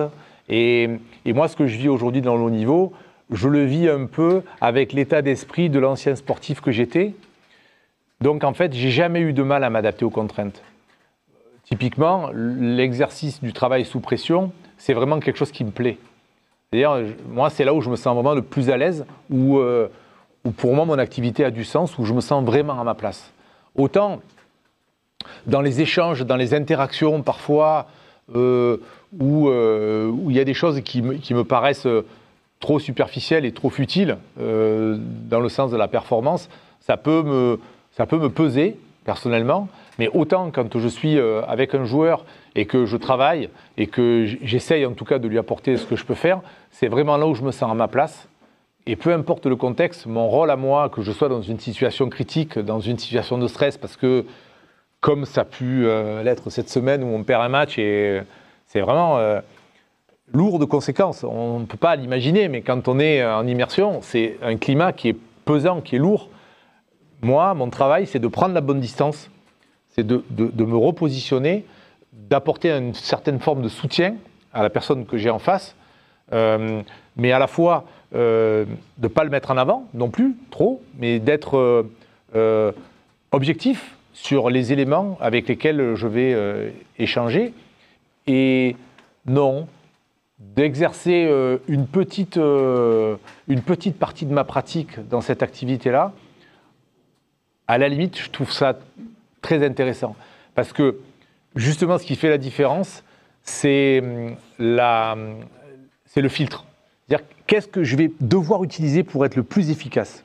Et cette notion de sélectionner mes outils pour être très efficace, parce que je n'ai pas de temps à perdre. C'est-à-dire que là, en gros, pour faire une technique, le temps de préparation, il ne va pas être d'une demi-heure. Il va être de quelques secondes. Donc là, il faut vraiment aller à l'essentiel. C'est pour ça que je dis qu'on fait vraiment une petite partie de ce qu'on sait faire. En tout cas, il faut vraiment le condenser. Et moi, ce côté sélectionner son moyen d'action, sélectionner sa technique, c'est ça qui m'intéresse. Et c'est très bien de la poser, mais en fait, c'est une qualité de dysfonction. Et en gros, soit on est sur une espèce de notion de compensation, soit on est vraiment sur quelque chose qui n'a pas du tout la même qualité et qui va être vraiment un obstacle physiologique et un obstacle biomécanique. Et là, on se doit de le traiter. Après, c'est parfois difficile à identifier, hein, parce que c'est pas noir ou blanc, c'est pas dur mou, c'est pas haut bas, c'est plus subtil que ça. Et c'est aussi pour ça que tout à l'heure, je mettais en avant, et c'est pas du tout pour le mettre en avant parce qu'il est là, mais c'est vraiment, on a des discussions sur le plan biomécanique, et l'échange que j'ai avec le podologue, c'est énorme. Moi, je ne peux que vous... j'espère pour vous que vous aurez la chance de rencontrer des praticiens comme ça, qui vont vous aiguiller dans vos pratiques, et qui vont faire émerger des concepts qui vont vous aider à pratiquer. Mais la notion de la compensation ou de l'adaptation, on en parle tous les jours. Quelque chose qui est adapté, on ne touche pas. Quelque chose qui compense, il faut l'enlever.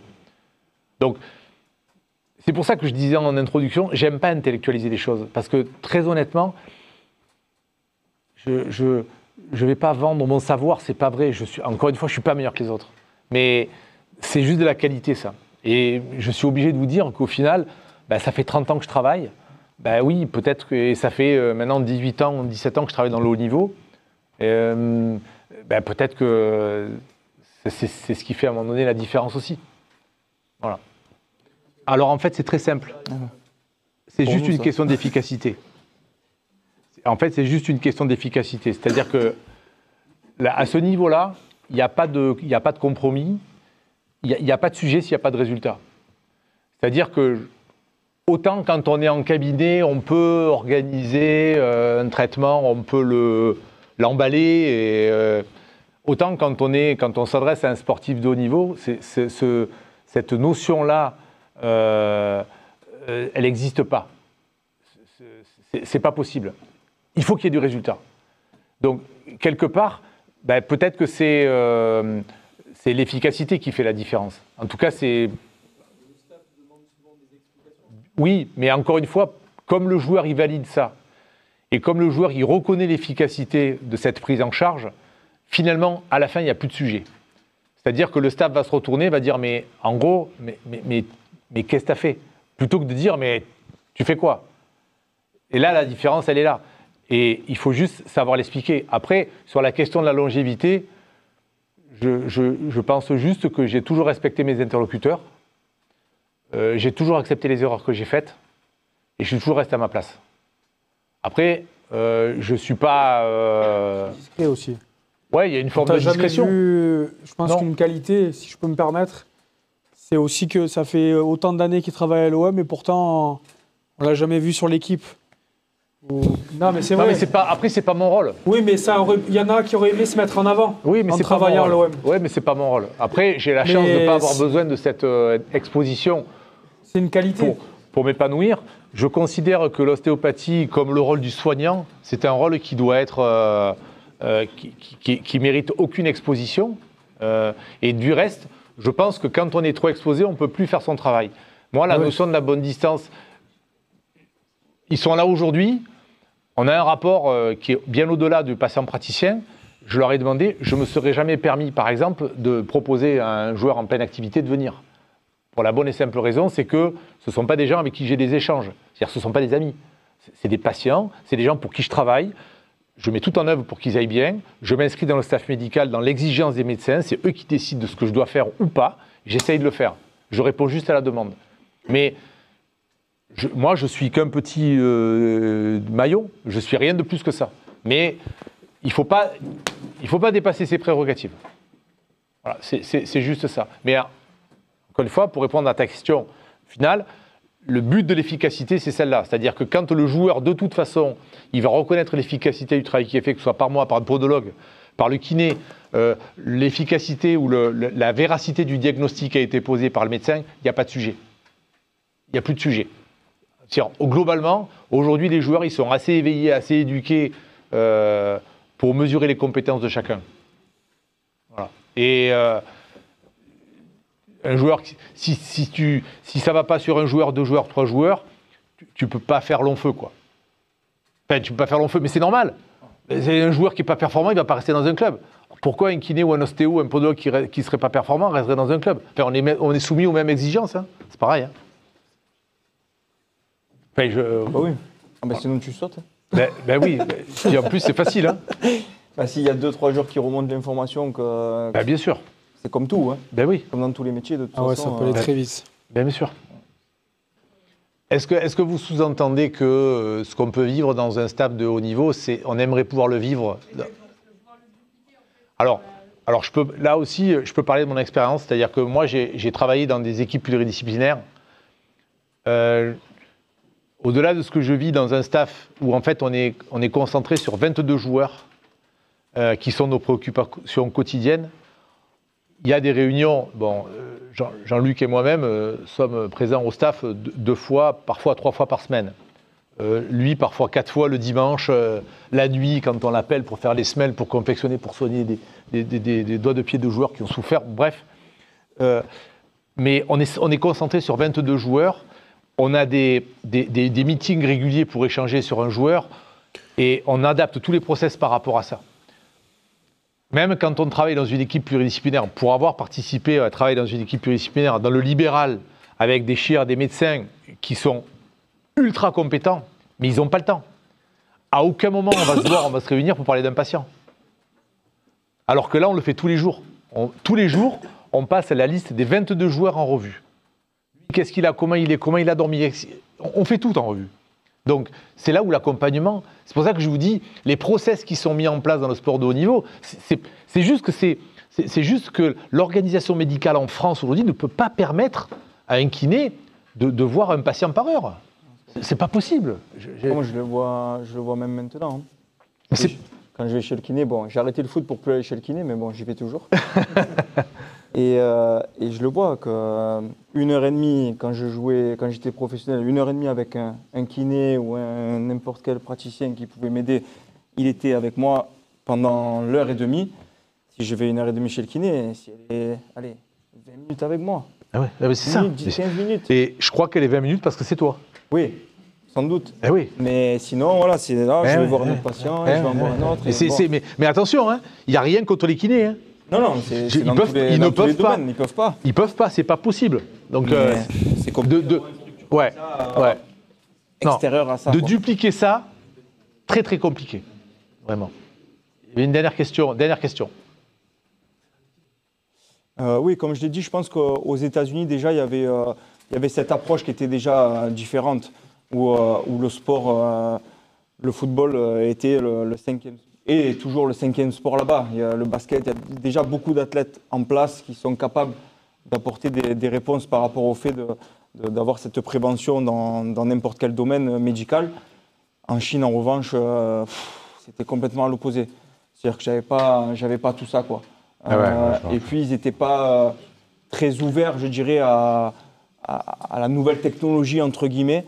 Eux, c'était vraiment dans l'ancien temps, quoi. C'est étonnant pourtant. Ouais, c'est étonnant quand on voit l'évolution qu'il y a chez eux. Mais il y a des domaines où ils restent bloqués. Bon, après, c'était mon expérience personnelle. Hein, mais par rapport... Alors, j'ai vécu les États-Unis et la Chine, c'était le jour et la nuit. Ouais. Le jour et la nuit. Et c'est pour ça d'ailleurs qu'il y avait beaucoup de kinés, de médecins européens en Chine, dans les clubs. Et il y avait plus de blessés en Chine? Après, c'est incomparable parce que je ne vais pas critiquer encore une fois l'aspect culturel, mais c'est différent. D'accord. C'est totalement différent. L'approche du football là-bas est plus sur l'aspect économique qu'autre chose. Okay. Que nous, moi j'ai commencé, c'était une passion et ils ne sont pas passionnés. Ouais. Donc quand tu n'es pas passionné, tu ne peux pas faire tout ce qu'on a pu faire en dehors. Ouais. Eux, c'était entraînement et ça fini, quoi. C'est douche et maison. Il n'y avait pas... Voilà. Mais en revanche, aux États-Unis, c'était beaucoup plus de travail en salle que sur le terrain. Où il y avait beaucoup de prévention, et beaucoup après-entraînement aussi qui était très important. On parlait des bains froids, jacuzzi, massage. Il y avait même un japonais qui était... je ne pourrais pas vous dire le mot technique, mais qui était très dans le toucher, etc. Enfin, il faisait très très mal. Mais tu te retrouvais quelques heures après avec des sensations de bien-être. De bien-être. Donc il y avait quand même déjà... Voilà, ils sont bien organisés et voilà. Il y en avait une dernière, là. Je ne sais pas si le boss l'autorise. Mais... Ouais.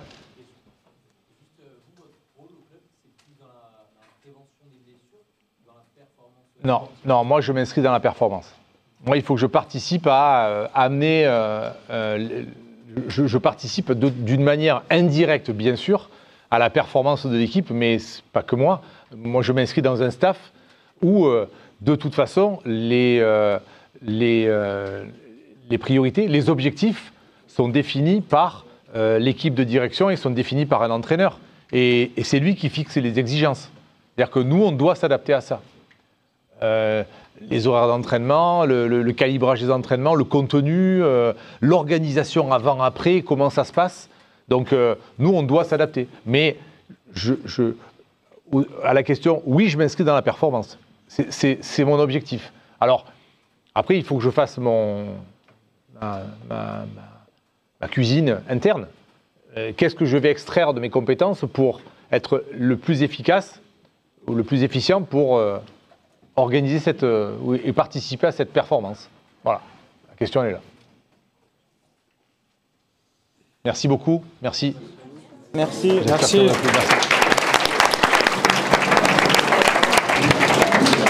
Bon, c'est bon. Merci.